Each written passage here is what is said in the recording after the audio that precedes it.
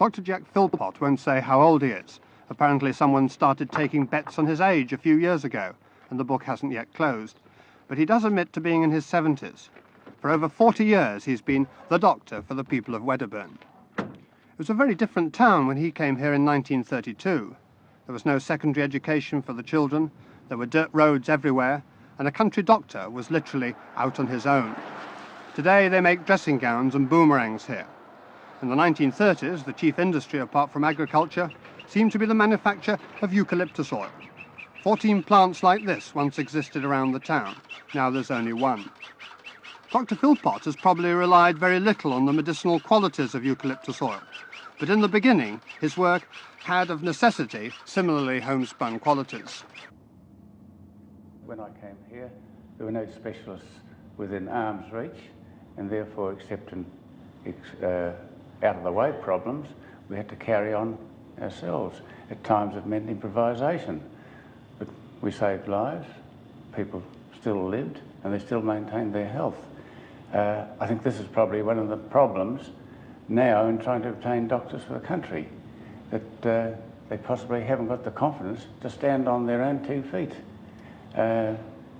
It's so easy in the city to write a chit or a voucher and send it around the corner to Collins Street.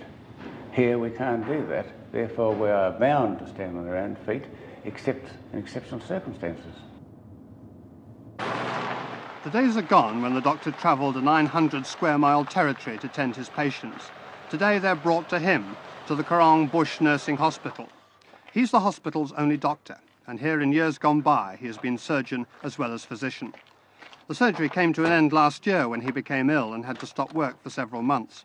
That illness persuaded him to retire, and in recognition of a lifetime's devoted service to the community, they honoured him with a commemorative plaque inside the hospital.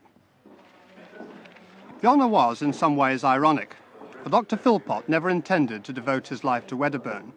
He had hoped to travel to Europe for postgraduate studies in surgery.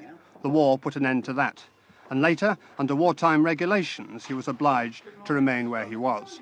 How are you this morning? Oh, much better, thanks to Dr. Philpott and all the staff at the Korong Bush Nursing Hospital. There's a recommendation.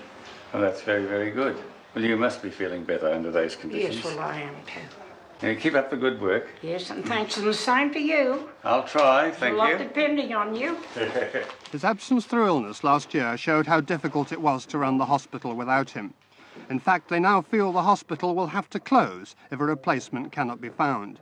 So a special committee has been formed to search Australia and overseas for a new doctor. I think we've exhausted most avenues. We've also approached through the Department of Health and the Hospital and Charities Commission. We get much the same reply from them, that there's a shortage overall of all doctors, and not many are willing to come to the country. And I think what we really need is a doctor who decides he wants to be an old type of doctor, old in the point of view that he still values his Hippocratic oath, and still wants to come to the country and wants to do the old type general practice, as opposed to the relatively easy life where he can fall back on his specialist services in Melbourne and the bigger areas. Sort of pioneer type, really. It is really, but I think it's a very satisfying life from those GPs that I've talked to that have made the break and come to the bush. Over the years, Dr. Philpott has performed all kinds of minor surgery and even major abdominal operations in this theatre. He's proud of the equipment and services that the tiny hospital has been able to acquire. His main worry is that when he's gone, there may be no one to use it. Does it surprise you that there's such a great deal of difficulty at the moment to find a replacement for you? It appears that as far as the English-speaking world is concerned, we're not producing enough doctors to match the increase in population.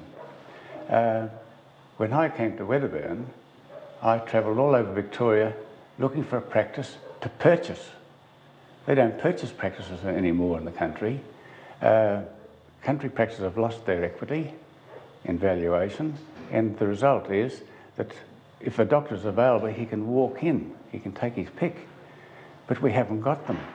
On the other hand, you've got a greatly increased population in the metropolitan area supporting, to me I think it sounds ridiculous, groups of 4, 6, 8 and 10 doctors. all in one position where originally there wasn't even a doctor at all. Do you think doctors are simply not interested in country practices?